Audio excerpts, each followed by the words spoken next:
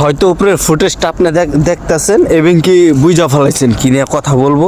সেটা হলো এই ছোট্ট একটা সাজিদ যে কিনা গতকালকে না বাট 2-3 দিন আগে সে একটা ইয়ের ভিতরে পাইপের ভিতরে পড়ে যায় এবং কি মিনিমাম 80 ফিট নিচে পড়ে যায়। আমাদের বাংলাদেশের যে ডিজিটাল বাংলাদেশের যে সিস্টেমটা সেটা হলো কি 32 ঘন্টা পর তারা ওইখান থেকে বের করা হয়। দেখেন কতটা আমরা দেশে উন্নতি করতে পারছি, কতটা এগিয়ে গেছি দেশটা নিয়ে। যে একটা বাচ্চা পড়ে গেছে এবং কি 32 ঘন্টা পর তারা উদ্ধার করি মরা দেহ, মানে তারা সুস্থ বের করতে পারেনি। অথচ ওই বাচ্চা পড়ার সময় মামা করে ডাকছে যে মা পড়ে গেছি, বাঁচাও বাঁচাও। তাহলে কতটা কষ্ট লাগতে পারে একটা মার, কতটা খারাপ লাগতে পারে।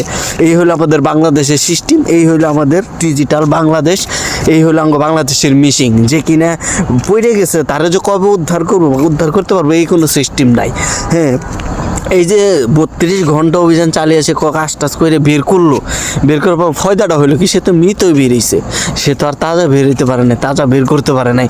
হ্যাঁ, এখন অনেক মানুষ বলবো যে এই যে কথা বলতেছেন এটা কী লাভ? আচ্ছা, কোনো লাভ নাই, কিন্তু আমাদের বাংলাদেশের প্রযুক্তিটা দেখেন আপনি। এই প্রযুক্তি দিয়ে আপনি যে কবে দেখবেন আপনি ওইরকম হয়ে গেছেন, আপনার বের করতে মারা যাবেন ওইখানে।